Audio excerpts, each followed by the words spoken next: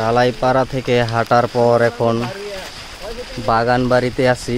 কাজু বাদামের বাগান পুরাটাই, পুরা যত দূর দেখবেন পুরাটাই কাজু বাদামের বাগান। কাজু বাদাম আছে কিন্তু পচা, কোনো ভালো কোনো কাজু বাদাম এখনো চোখে পড়ে নাই। গাছ ছোট ছোট কিন্তু এই যে হ্যাঁ শিমুল, এই গাছ তো বড় থাকবে।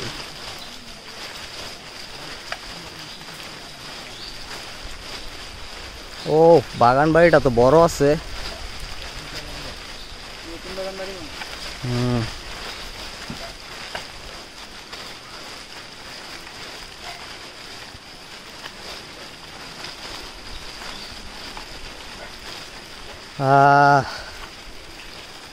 এই সেই বাগান বাড়ি আচার, আমাদের দ্বিতীয় দিনের গন্তব্য এখানেই।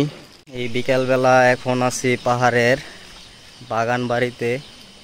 চারপাশে কাজু বাদামের বাগান, বাগান আর বাগান আর পাহাড়, এদিকে যত দূর চোখ যায় কাজু বাদামের বাগান। একটা ঘরই, একটা পরিবারই থাকে এই জায়গায়। এখন যাব একটা ঝুমঘর, পাশে একটা ঝুমঘর আছে, ঝুম চাষ করে। ঝুমঘরটা অনেক সুন্দর, ওইখানে কিছুক্ষণ আড্ডা দিব। এখন ঝুমঘরে একদম পাহাড় ঘেঁষা, পাহাড়ের পাশেই ঝুমঘরটা, একদম পাহাড়।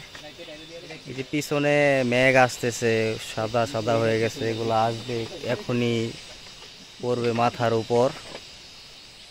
এই যে চারদিকে মেঘ আর মেঘ, 2 দিন যাবৎ খুব বৃষ্টি হচ্ছে।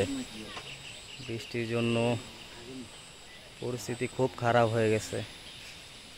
দেখি কি করা যায়, আশা করি ভালো কিছুই হবে।